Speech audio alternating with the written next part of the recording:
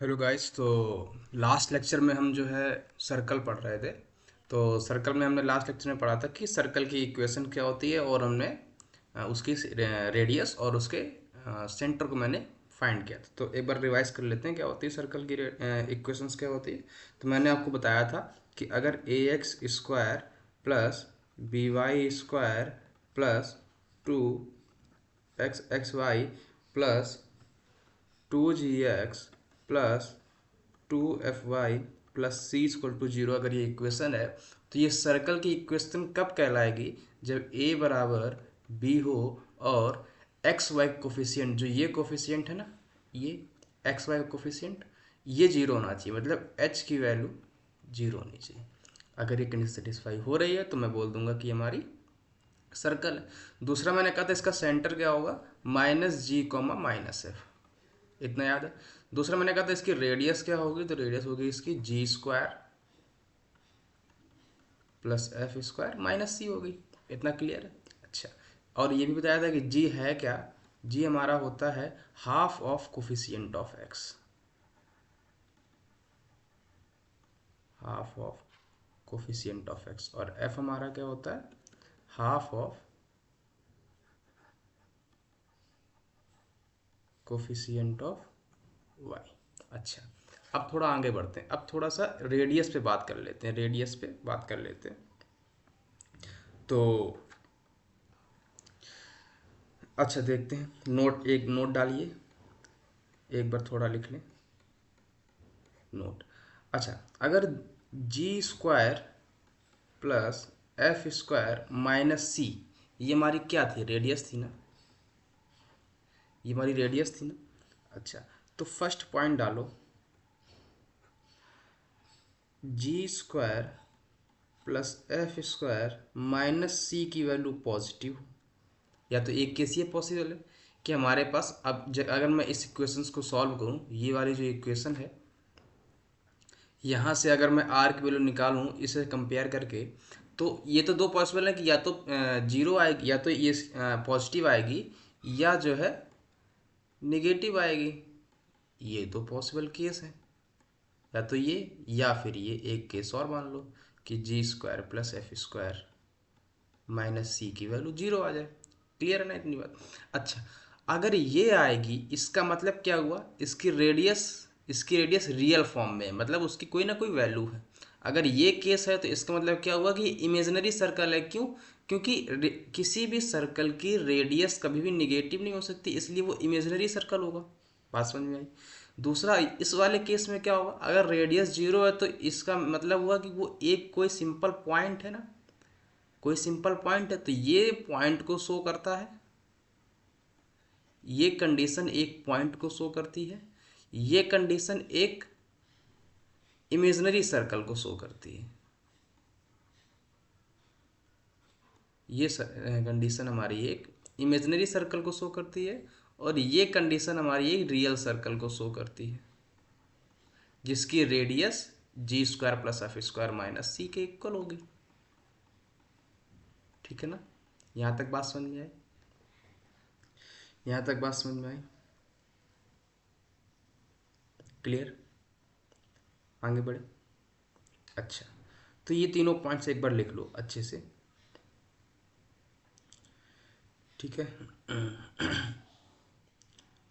तो आगे बढ़ते हैं। तो एक बार फर्स्ट नंबर डाल लो, पॉइंट को अच्छे से लिख लेते हैं, नोट्स बना लो अच्छे से कि if g square plus f square minus c greater than zero, then the circle is the radius of circle, the radius of circle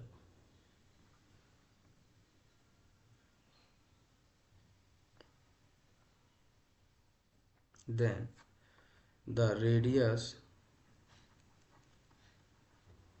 of circle will be real, the radius of circle will be real. Clear? अच्छा, तुम्हारा circle भी real होगा, that's mean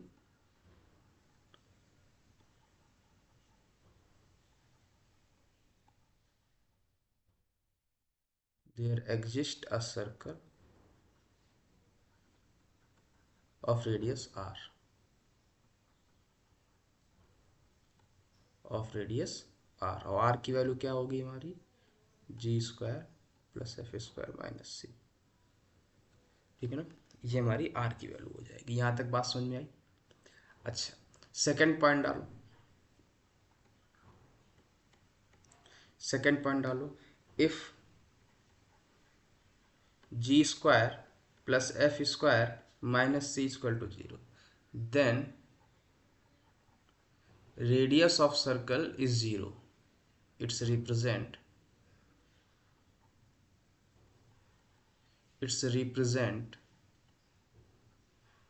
that radius will be 0. Radius will be 0. That's mean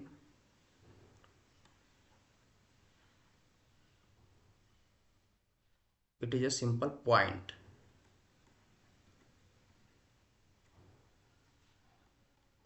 It is a simple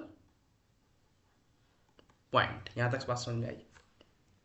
अच्छा, एक condition और बची है, अगर हमारे पास रेडियस जी लेस देन जीरो आ जाए, मतलब इमेजिनरी सर्कल आ जाए। ठीक है ना, अगर हमारे पास ये कंडीशन आ जाए, if g square plus f square minus c is less than 0, then radius is imaginary। यहाँ तक बात समझ में, तो हमारे पास जो रेडियस होगी वो इमेजिनरी होगी, तो हमारा सर्कल भी जो होगा ना,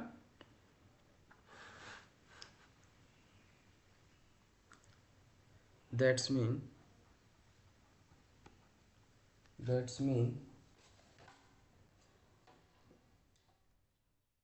एक मिनट, बैटरी डिस्चार्ज हो गई।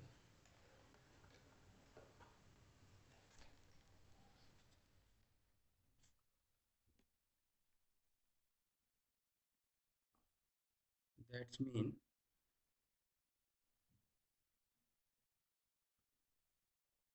The circle is imaginary circle.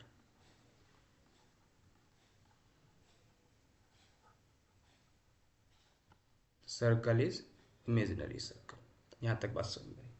अच्छा, तो हमारे पास ये तीन केस पॉसिबल, या तो रेडियस हमारी पॉजिटिव हो, या रेडियस हमारी जीरो हो, या रेडियस हमारी लेस देन जीरो। अगर लेस देन जीरो हो तो हमारा imaginary circle, equal to zero है तो हमारा ये पॉइंट बन जाएगा सिंपल, और हमारे अगर ग्रेटर देन जीरो है तो हमारी ये सर्कल बन जाएगा जो इसकी रेडियस आर होने वाली है। यहाँ तक समझाए, यहाँ तक क्लियर हुआ। अच्छा, अब हम आते हैं इक्वेशंस पे लिखने। इक्वेशन कैसे लिखेंगे, कोई अगर हमको पॉइंट गिवन है, इस फॉर्म में गिवन है, तो हम कैसे उसको लिखेंगे। ठीक है ना, तो एक बार देखते हैं।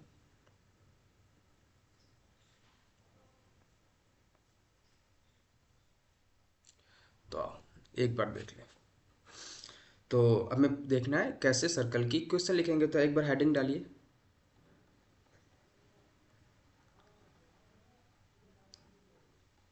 Equation of a circle passing through given three non collinear.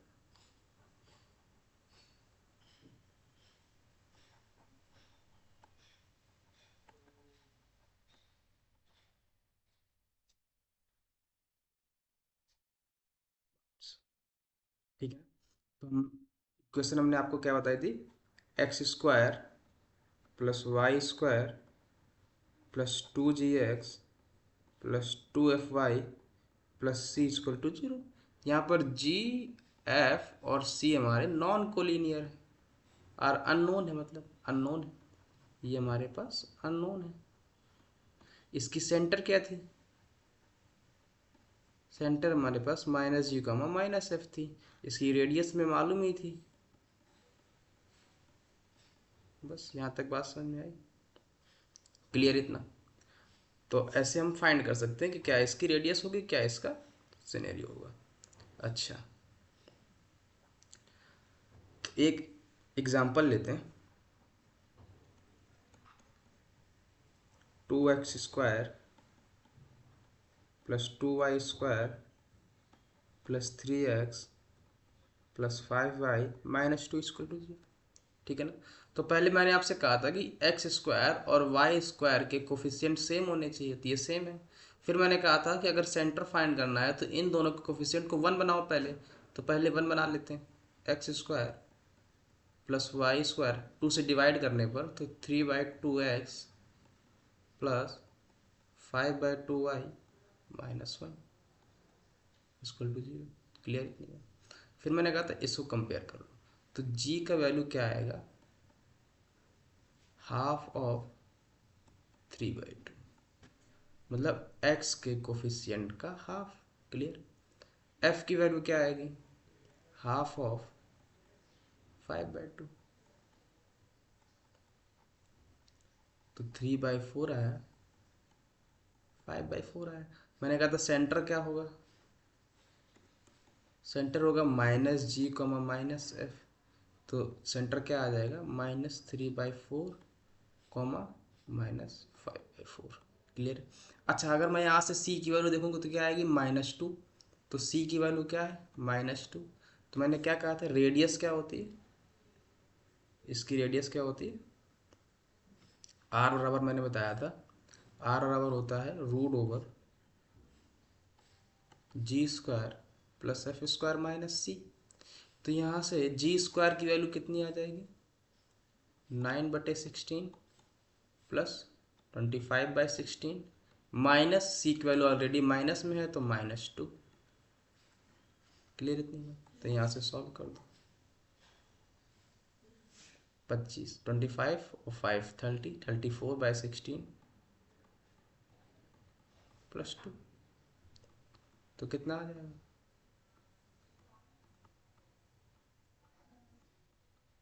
ये आ गया हमारे पास। समझ में आया, यहाँ तक समझ में आया। अच्छा, तो आगे बढ़ें।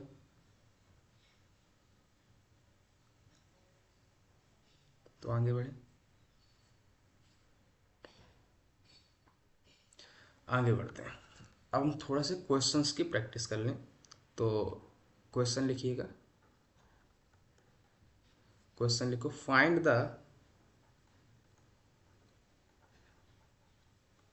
The equation of the circle, find the equation of the circle with center -3, 2 and radius 4। यहाँ तक बात समझ में आई। अच्छा, तो अब मैंने क्या दिया है आपको, ये हम लोग को एक सर्कल गिवन है,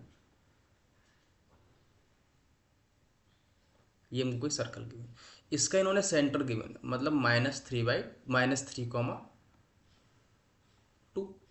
कुछ याद नहीं करना, सिंपल क्वेश्चन को देखो, एनालाइज करो और आंसर निकालो। तो -3/2 हमें इसका सेंटर गिवन है, ठीक है ना, और रेडियस हमको इसकी 4 गिवन है, ये हमको इतना गिवन है। हमसे एक क्वेश्चन पूछिए, ठीक है भाई साहब, तो क्या करें, कुछ नहीं करना। यहाँ एक पॉइंट मानो, आर्बिट्रेरी पॉइंट मान लो x, y है, मान लिया मैंने ये x, y पॉइंट है, ठीक है। तो मैंने आपको क्या बताया था, डिस्टेंस का फॉर्मूला क्या होता है, x -3 का होल स्क्वायर प्लस y -2 का होल स्क्वायर √, इक्वल टू में रेडियस, तो रेडियस कितनी है, 4 है। तो बस हमारे पास इक्वेशन आ गई, x +3 का होल स्क्वायर प्लस y -2 का होल स्क्वायर इक्वल टू में 16। तो ये हमारी सर्कल हो गई, इक्वेशन हो गई सर्कल की। कुछ भी याद नहीं करना, केवल समझना है अच्छे से, अपने आप सब होता चला जाएगा, कुछ भी याद नहीं करना है, ठीक है ना। सिंपल एक क्वेश्चन और ले लेते हैं। मान लो हमको रेडियस गिवन है √2, पॉइंट हमको गिवन है -6, 8।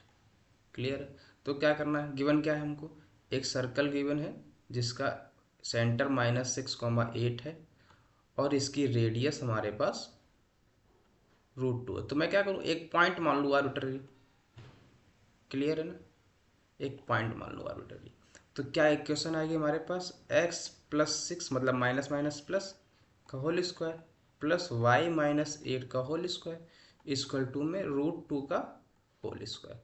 तो क्या इक्वेशन आ गई, x+6 का होल स्क्वायर प्लस y-8 का होल स्क्वायर इक्वल टू 2। यहाँ तक बात समझ में आई? यहाँ तक बात समझ में आ गई? अच्छा, तो आगे बढ़े। एक क्वेश्चन और लिखिएगा, find the center and radius of the circle x square plus y square plus 8x minus 4y plus 8 equal to 0। हमको ये गिवन है, क्लियर। तो हमसे इसका सेंटर पूछा और इसकी रेडियस पूछी, तो क्या करें, कुछ नहीं करना है। पहले देखो कोफिशिएंट सेम है, हाँ सेम है, तो मतलब सर्कल फॉर्म करेगा, हाँ फॉर्म करेगा। एक्स वाई कोफिशिएंट 0 है, हाँ 0 है। इसका मतलब अब फिर कोफिशिएंट दोनों के 1 बनाओ, तो यहाँ ऑलरेडी 1 है तो कोई फ़र्क नहीं पड़ता, तो वैसे ही रहने दो। अब मैंने कहा था कि एच जी की वैल्यू निकालो, तो जी की वैल्यू क्या होती है, कोफिशिएंट ऑफ एक्स का हाफ, मतलब half of coefficient of x मतलब 8। ठीक है ना। एफ की वैल्यू क्या आएगी, half of coefficient of y मतलब -4। तो इसकी वैल्यू कितनी आ गई, 4। इसकी वैल्यू कितनी आ गई, -2। सी की वैल्यू कितनी है, 8। तो हमारे पास सेंटर क्या आया, सेंटर क्या आया, -g, माइनस एफ सेंटर होता है, तो सेंटर क्या आया, -4, माइनस ऑफ -2 मतलब -4, 2 सेंटर आया इसका। और हमारे पास रेडियस का फॉर्मूला मैंने क्या बताया, r इक्वल टू में √g² plus f square minus c. इसका मतलब क्या हुआ, 16 + 4 - 8, यही आया ना। तो ये हमारे पास इक्वेशन आ गई, मतलब 2√3 इसकी रेडियस आ गई। यहाँ तक बात समझ में आया, क्लियर है यहाँ तक, यहाँ तक क्लियर, इसको नोट कर लो। अभी धीरे धीरे और आगे बढ़ते चले जाएंगे तो और इंटरेस्ट आएगा, अभी तो ये बेसिक है, अभी तो ये बेसिक है। अच्छा, क्वेश्चंस की प्रैक्टिस ही करते हैं थोड़ा सा। एक क्वेश्चन और लिखिए, एक क्वेश्चन और लिखिएगा। क्वेश्चन है,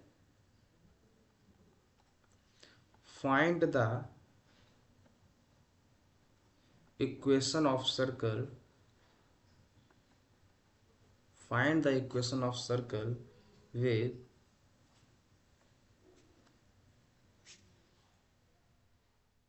radius 5 whose center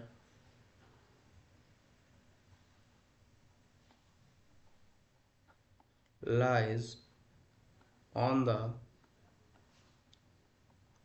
x-axis and passes through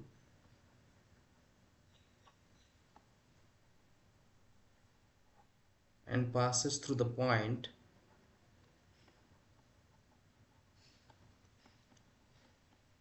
2,5। Clear है ना इतनी बात। अच्छा, हम पहले क्वेश्चंस को अच्छे से पढ़ेंगे, इसके बाद देखेंगे क्या हमसे वो गिवन है, क्या हमको बोल रहा है। ठीक है, तो उसने बोला है find the equation of the circle with radius 5, मतलब एक सर्कल है, एक सर्कल है, कुछ नहीं, हम जो बोल रहा है उसको आराम से ड्रॉ करेंगे, फिर बनाएंगे क्वेश्चन, क्या हमको बोलना है, क्या करना है। अच्छा, तो एक सर्कल है जिसकी रेडियस 5 है, तो मान लो यहाँ एक इसका सेंटर है, उसकी रेडियस ये 5 है, ये उसकी रेडियस है। क्लियर है।